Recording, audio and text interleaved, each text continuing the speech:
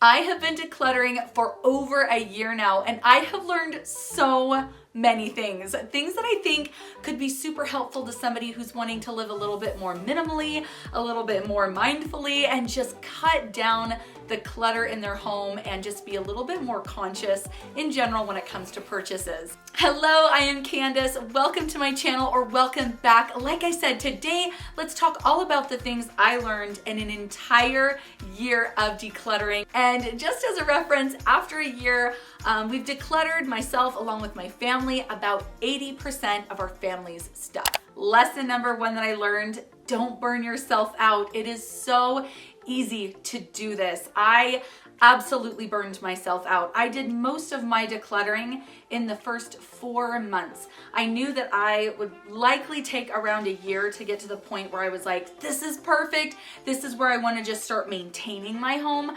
But I really burned myself out. In fact, after I decluttered for those first 4 months, I pretty much stopped decluttering for a good 2 months just to give myself a break. I decluttered a lot. I decluttered thousands of items in the first 4 months. And although it was really motivating that I kept seeing the stuff leave my house, at the same time, I was exhausted by this. I wish I had paced myself a little bit more and maybe just tackled one large decluttering project every single week, maybe 2 small projects a week. I just did way too much. I was decluttering for hours every day and it was too much. So that's one thing I learned, is that pacing yourself really does bring about long-term stamina and success. The second thing I learned is that kids stuff, it's really hard. It is so hard to deal with, because if your kids are a little bit older, so I've got a 10-year-old and a 7-year-old, they have their really strong opinions about their stuff. I can certainly guide them, lead by example, but there's also that fine line of respecting their wants and what they want to keep and the things that they love. And it might look like total clutter to me, but it's their treasure. So I felt like it was kind of tricky to get kids' stuff decluttered without worrying that you get rid of stuff that they wanted. And then if you're having them help, motivating them can be a little bit tricky. In the beginning, my kids were really excited. They started decluttering their stuff on their own and it was amazing. But after a certain point, the excitement for them kind of wore off, and it's a little / a lot harder to get them to declutter now. And I find that I have to really put in some good motivation for them. Let's go get ice cream, or let's go to the trampoline park. Let's have a family movie night if you can declutter 20 items or a bag full of stuff. So I have to constantly keep them motivated and remind them to declutter. But kids stuff is really tricky. Let me know if you relate to this one in the comments. I found it to be very hard. I learned that the benefits of decluttering and minimizing are instant. You will start feeling the benefits of getting your home more clutter-free literally the same day. The same day that you start decluttering your space. I could not believe this. I started feeling so much lighter, so much more free, so much more inspired in my own space. And this happened in one day. One day, I'm not exaggerating. After I did my pantry declutter, which is the first project that I took on, I felt my life begin to transform, and it did propel me forward. So the benefits of decluttering and starting to minimize your space are instant, which is super awesome because you need that motivation to keep going. So if you're kind of scared to get started, just pick one thing, one area of your home that you think will make a difference in your day-to-day life, and you will be amazed at how much more smoothly everything will start to run and how motivated you get to move on to the next. The next thing I learned is that breaking a shopping addiction, which is what I had, is not easy. This is hard. I really struggled because I had developed the habit of shopping as a boredom buster. If I was just kind of you know, with my kids during the day, or if I reached a lull in the afternoon, I would throw everybody in the car and we would just go to Target. And we were not intending to buy anything, but we'd always leave the store with things we didn't need. And this was just my habit. It was my way of busting boredom. So this was a hard habit to break. I started trying to break this habit really, really early on in my decluttering process, because I knew I'd be like contradicting myself if I'm taking things out and bringing things in. It would just get me nowhere. So it was hard though. It was really, really difficult. So what I recommend doing is having a list of things that you can do instead of shop to bust your boredom, to help you be creative, to help you feel like you're accomplishing something in your day. So some things I like to do are bake, read. I like to journal cute things about my kid. I call it my mom journal. So that's something that I really love. And then I have gotten a lot more involved with my friends than I've been in the past. So I just filled that space with other things that are actually very fulfilling, that are so much more productive. But getting to that place was definitely tricky, and I felt breaking that habit was kind of hard. I realized that my threshold for clutter changed so much throughout the course of the year. At the beginning of my decluttering journey, I still had a pretty high tolerance for clutter. Looking back at the time, I didn't realize it, but comparing where I am now a year later to where I was in the first couple of months, my home looks completely different.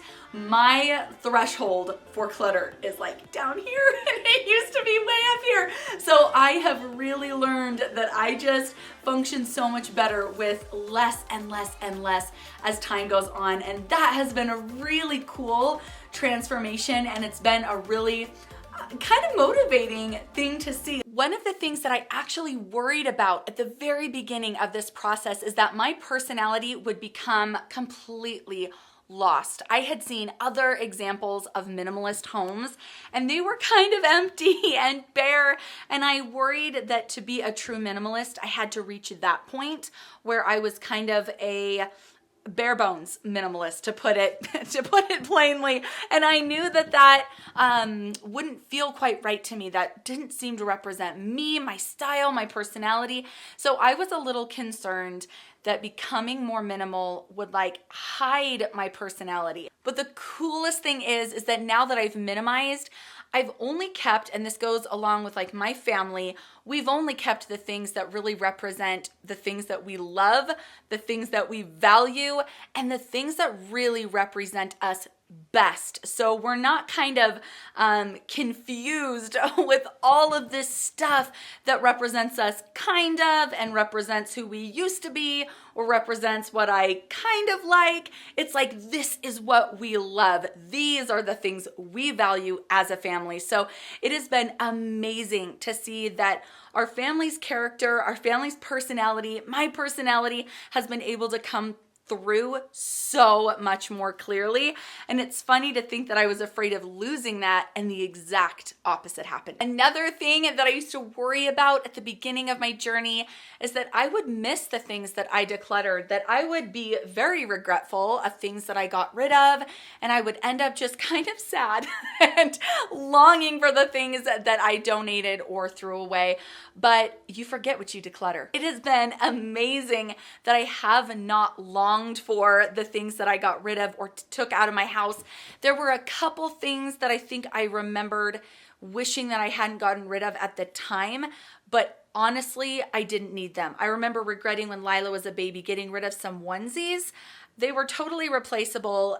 They have no effect on her life at this point, and I might have replaced them or not. See what I mean? I don't even remember. So you get rid of things, you might be worried that you'll regret it, but for the most part, I would say you do not regret it. Another super cool thing that has happened throughout this year of decluttering is that it's made me a more thoughtful consumer. Like I said earlier, I don't want to just have this constant, like, I consume, and then purge, and I'm still just like never really reaching this point of feeling like I've minimized, that I've really let the clutter in my home go. We certainly consume. You have to consume to live, but my consumption was like this, and I would declutter little tiny bits. So that used to be the way I lived.